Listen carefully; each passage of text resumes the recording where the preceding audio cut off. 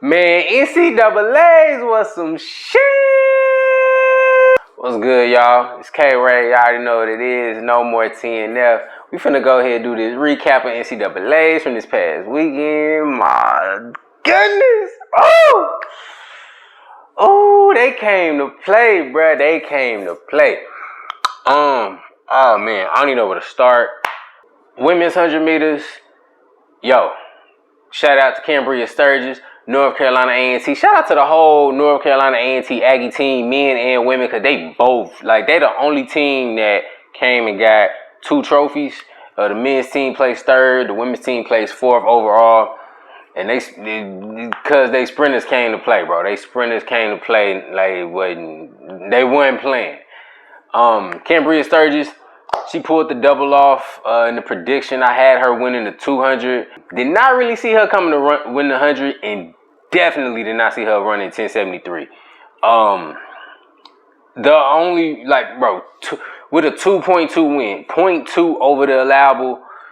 Whoo, man. Regardless, say it was the track, cool, 100. She just ran 1073 on it. That's the same track that they finna run the Olympic trials next week. We're gonna have a video talking about that. That's the same track that they run in the World Championships at next year in Eugene. Yo, shorty, she wasn't playing, bro. Did the double in the 1 and the 2, and if you look at her 100-meter race, it wasn't even perfect. I think she had the best start out of everybody, but technically, there's some things that could have been cleaned up. 1073 is 1073. Then they come back the same day in the final and run, I think she ran 22:12 in the 200. 4th fastest time, all time, collegiately. The collegiate record is set 2017, Kyra Jefferson, 22:02. So yeah, Cambria Sturgis, she just ran the 4th fastest time out of any woman in NCAA history. Shout out to her. Shout out to North Carolina A&T. I picked TT Terry to win the 100. I thought she had it. I thought she was gonna come back because her start is nothing compared to Cambria Sturgis. I thought she was gonna come back and win it. I thought 1080. I think I said 1084. I thought 1084 was gonna win it. I was off. Woo, because I want to say Cambria Sturgis ran 1073. TT Terry ran I want to say she ran 1078 or 1079. It was 4 women that went sub 11 and with a barely, the win was barely past the allowable. It was almost a legal win. Bro, this been a dope year already, and we ain't even got to the Olympic trials yet. I called it in the women's 400-meter hurdles. She ended up taking a double in the 100-meter hurdles and the 400-meter hurdles. That hadn't been done since 2010 maybe. I want to say Queen Harrison was the last one to pull that double off. Tanae Marshall did not, for whatever reason, she was a scratch in the final. I'm not sure. That's who I picked to win it. I thought she was going to win it. I feel like if she would have been in the final, it wouldn't have been close. Anna Cochran won it in the 100-meter hurdles, and it wasn't close. And it definitely wasn't close in the 400-meter hurdles. She came over hurdle 10 and just, I think, lane 8 or 9, it was an LSU athlete on the outside, and they just butchered hurdle 10, and just whatever chance she had, it was gone. All her momentum was done. Not that she would have caught Anna Cochran coming over the 10th hurdle, but shout out to her pulling that double off. You got Cambria Sturgis with the 100, 200-meter double, Anna Cochran with the hurdle double. A thing Mo.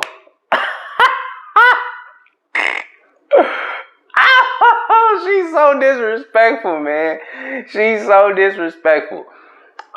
Kane broke her collegiate record again, 49.5 in the open fold. Took that with ease, and then, oh goodness, the leg she ran in the 4x4, legendary, man.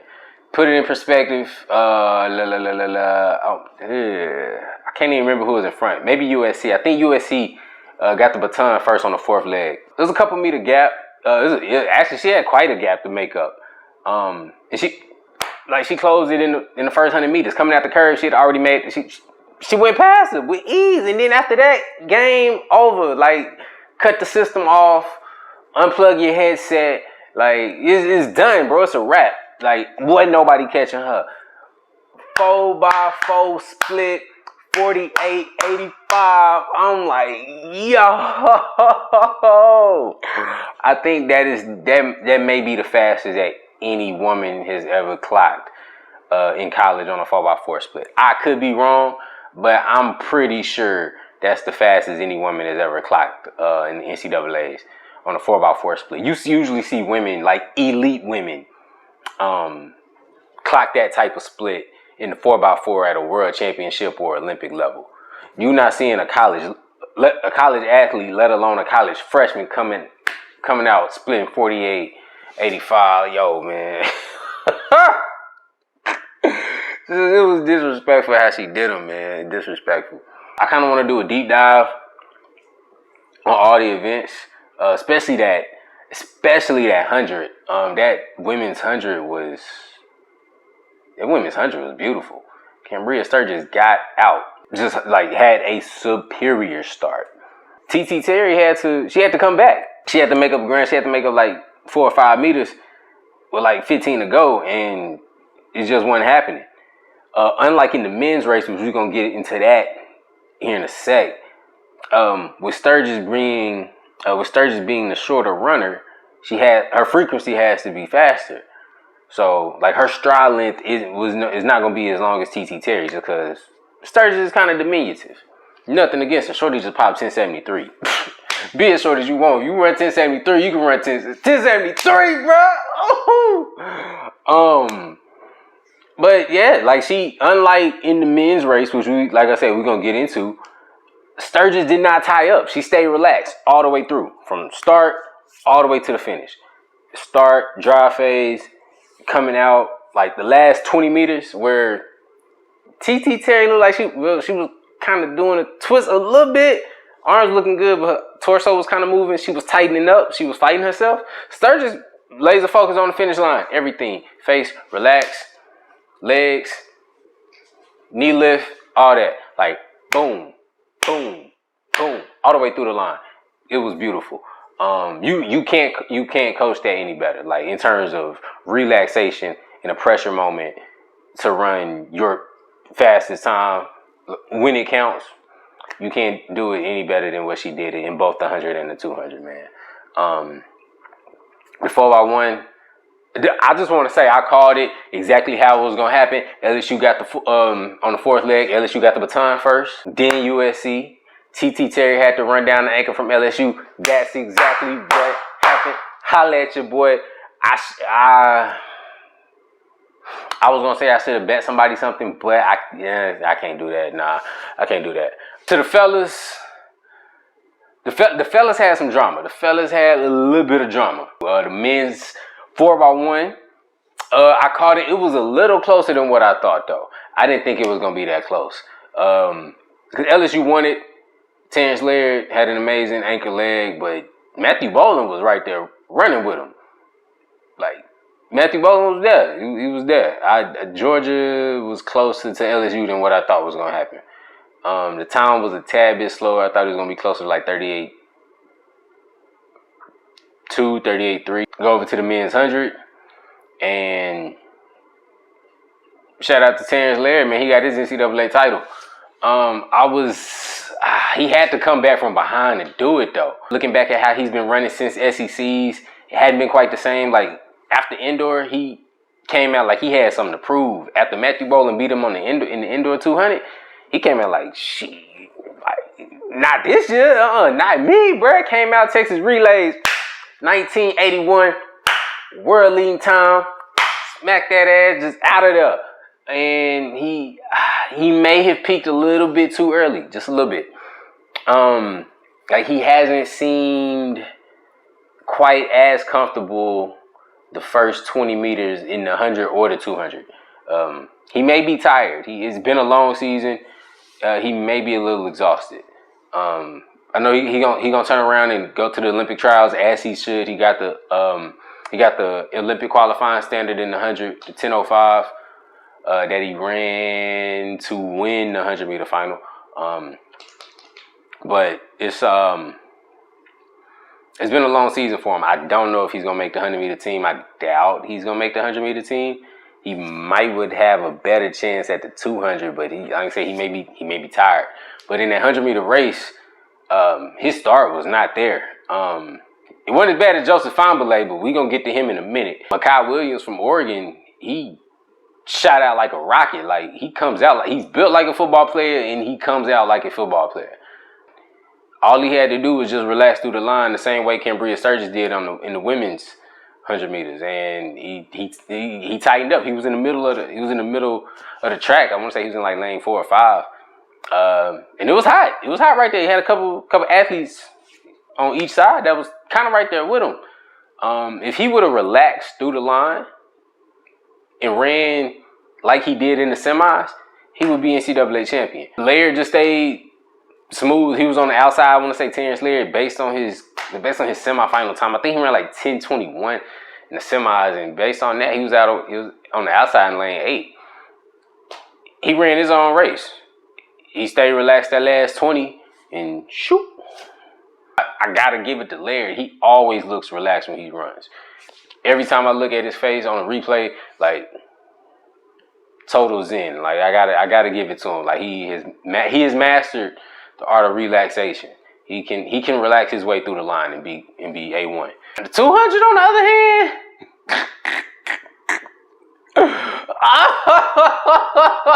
oh man, the 200 is scary, bro. The 200 was such a scary race to watch. You got Joseph Fahnbulleh, man, freshman out of Florida. I cannot find like his bio to where like it gives his height and his weight.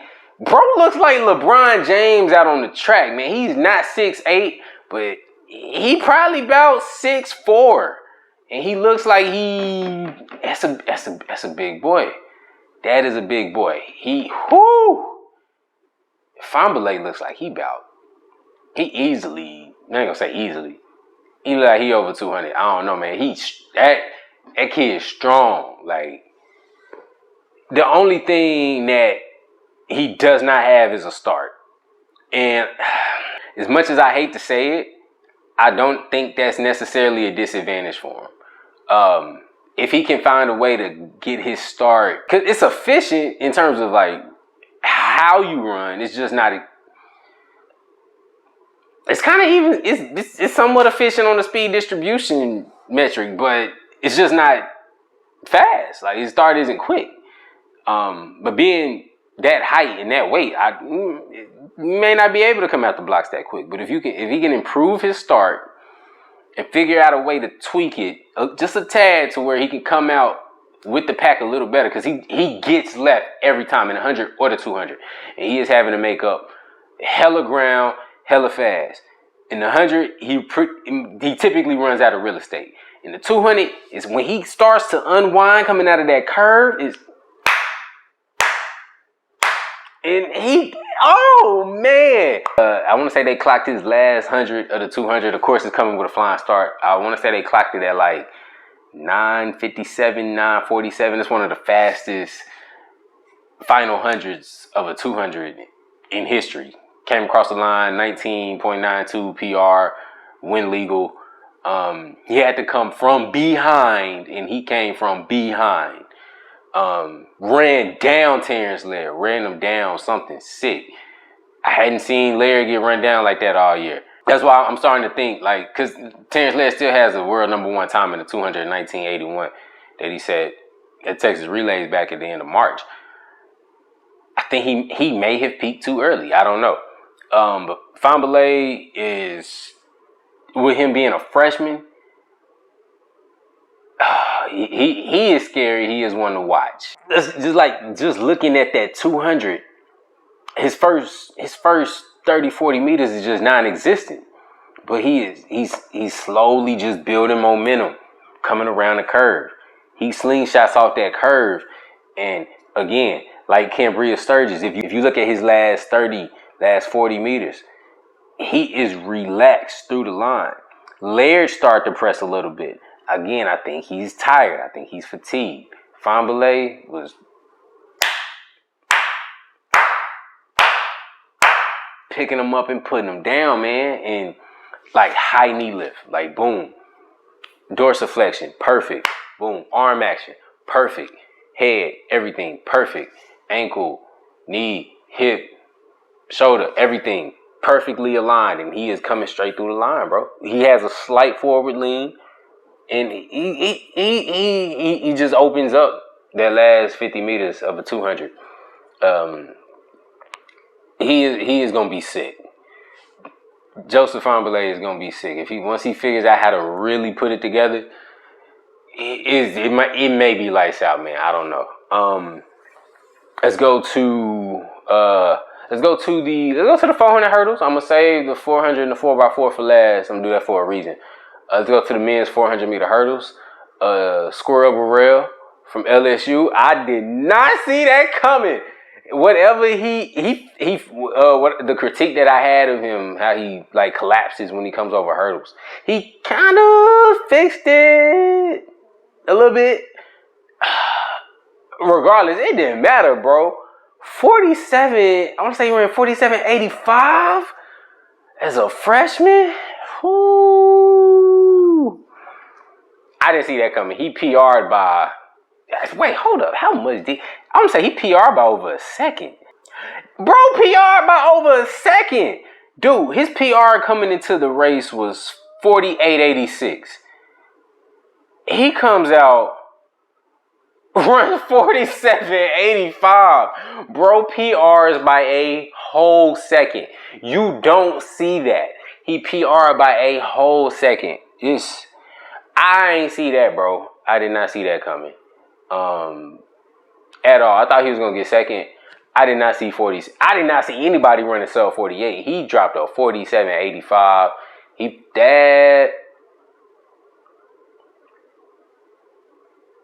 He might make the U.S. Olympic team with that time. Of course, Rob Benjamin is gonna run 40. He gonna run sub 47.5. I'm pretty sure he gonna run sub 47.5 at the trials. Burrell might can make the. I want to say Burrell is gonna make the Olympic team with that time. Having the capacity to run that time. It's gonna be. I want to see. I want to see what he runs this coming weekend at the trials. Because I doubt he get a medal. But I think he can. I think he'll make the Olympic team. I didn't see that 47.85 coming. That's a sick PR.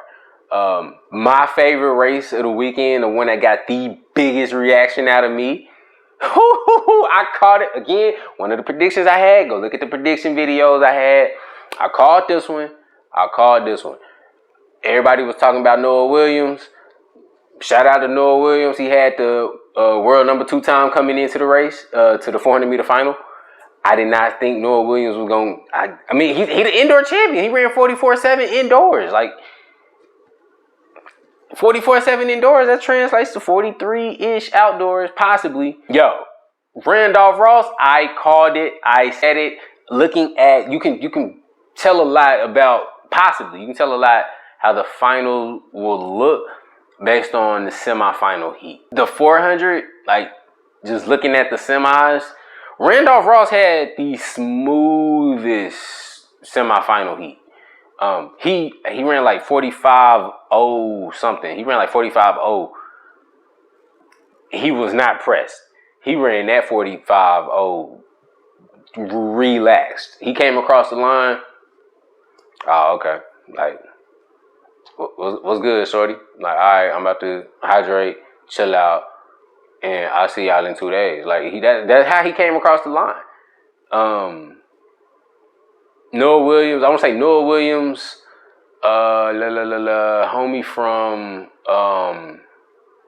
A&M, Bryce Dedman. I think they were all in the same semifinal heat, and they was laboring that last 100. Like, none of them just looked comfortable. They all 3 came across the line at the same time, but none of them like just looked like they had control of the heat. They didn't seem as in control as Randolph Ross did in his semifinal heat. That's the reason why I picked him to win in the final. His 45, he ran 45.0 real easy. He ran 43-8 in the finals and made it look kind of easy. Unlike some of the others in that race, homie from Ohio State. Yeah, okay. Tyler Johnson, by the way. Shout out to Tyler Johnson. He was on the inside of Noah Williams. He made up the stagger on Noah Williams that first 100, 150. Like, you typically don't see Noah Williams get the stagger made up on him in the 400. Tyler Johnson went out. Unlike Tyler Johnson, Randolph Ross ran his own race. Like, shout out to Dwayne Ross, the coach at North Carolina A&T. Also, Randolph Ross's dad. Him and Trevor Stewart, they got pacing down. Like, you can tell they work on that. Because Randolph Ross ran within himself. He had a race model and he stuck to the script the entire 400 meters. Which he said in the post-race interview, they had been working on him getting to 350 first. If you can get to 350 first, he had the strength to hold off anybody. Nobody was going to run him down if he could get to 350 in first place. Because he came off the curve, it was like 3 or 4 of them all right there together. And he just lifted better coming down the home stretch. He came across that line 43.85. Yo, man, I think I threw my phone across the room. That I wasn't expecting sub 44. Not with how they was running. I was thinking like maybe 44.1 or something. I wasn't thinking no 43.8, man. The collegiate record was just 44 flat up until 3-4 years ago when Fred Curley broke it.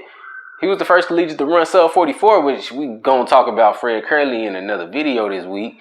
Cause why in the hell is he not running the 400? I get it, bro. You run 9.9 a couple times in the 100, cool.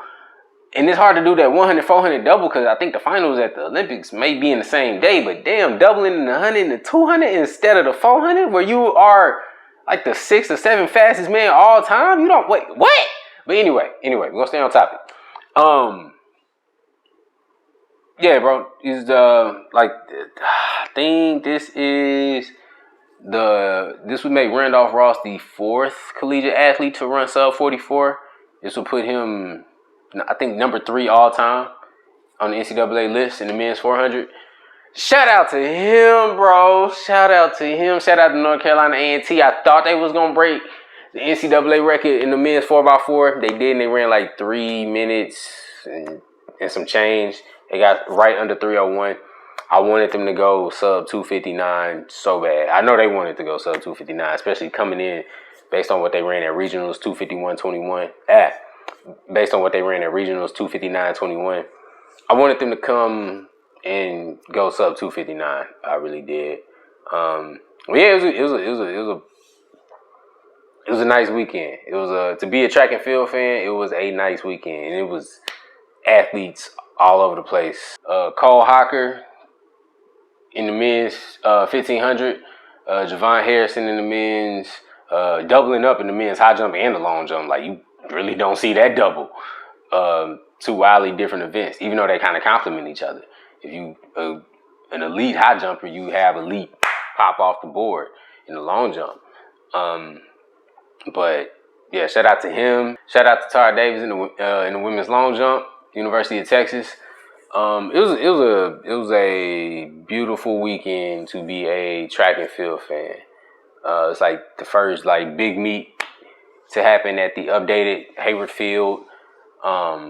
Aesthetically pleasing. Like they did their thing with that. Like I said, Olympic trials will be hosted there this coming up weekend. We're gonna talk about that later on this week. And World Championships in 2022 will be hosted there. So Tracktown, USA, that stadium is nice. I'm gonna have to figure out a way to get the Worlds next year because I gotta step foot in that stadium. That stadium is beautiful. But anyway, man, that'll wrap it up on NCAA's and put a cap on this season. Down in the comments, what was your performance of the meet? What was your performance of the meet, and who would be your athlete of the meet, both men's and women's side? Mine would be. I'm biased, so I'm gonna stick with the sprints. Am I gonna give it to Cambria Sturgis, or would I say Athene Mo? I'm gonna say Athene Mo. On the women's side, the men's side, Randolph Ross. They're sub 44 in the 400 for sure. But yeah, down in the comments, y'all let me know what y'all think. It's your boy K Ray, no more TNF. Signing off, man. Y'all take it easy.